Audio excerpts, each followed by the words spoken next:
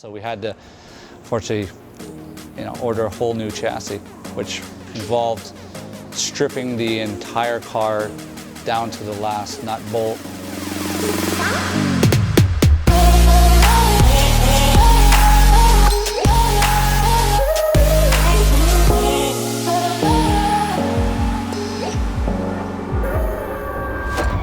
It's racing, things are going to happen. You got to just be ready for it when it comes and hope it doesn't. We finished up at Daytona when there was our first 24-hour race. That was something that none of us ever want to feel again. And at heart we're all competitors, and I think that finding motivation, disappointment is a huge part of that. So what happened was the suspension components, the wheel, basically everything got shoved up into the firewall. It tweaked one of the rails and punctured the firewall, and the damage was just too severe. I mean, I have to acknowledge Corey and JP. They had the car torn apart in a matter of days and literally had the whole thing rebuilt in a week, which I don't know many technicians that would have been able to pull that off as effortlessly and in the time frame that they did.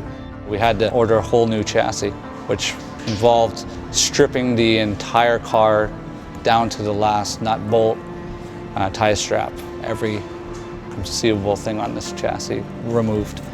The silver lining, we've gone through some of the hardships that we have. One of the benefits is that Corey and JP have gone through every nut and bolt on this car, and if there is a problem, they'll know exactly where to look because they've seen it all. But everything happens for a reason, and we're just looking forward to Sebring.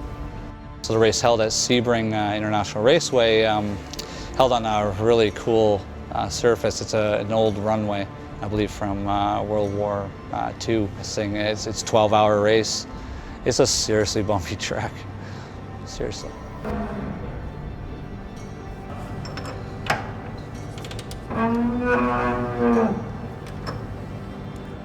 Yeah, they are a bit high.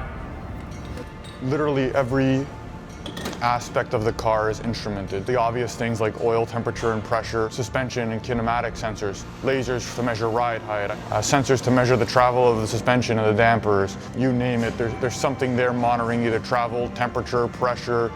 If we want to be at the top, you got to get every 100th of a second out of the car, and it takes a lot of analysis to decipher and determine what the car needs to extract that time. We want to be the best, and we're going to do whatever it takes to get there. We put the effort in that we do because we're all driven to be the best. I think that comes from the competitive spirit we all share. I think when I'm hiring people, the first thing I look for is, are you a competitor or are you just doing this because you think it's fun? And to be honest, it is fun, yes. There's a lot of things that we do that are fun, but we do this for the competitive nature of it. The Pfaff Motorsports team, they're there to be at the top. Just because we're a smaller team, just because we're a new team and a Canadian team doesn't mean we're not going to go and compete and try to be the benchmark. And that just describes the whole group perfectly because their work ethic is second to none. A lot of the guys that are on the team are working in the dealership of the day and then they go work at the shop at night. And it's like they do two full-time jobs basically because they love the sport. Then you get to the racetrack and then you're putting in 14, 15, 16-hour days. It's just it's unlike anything else, and the dedication that Pfaff Motorsports has is the reason why I think we're so successful.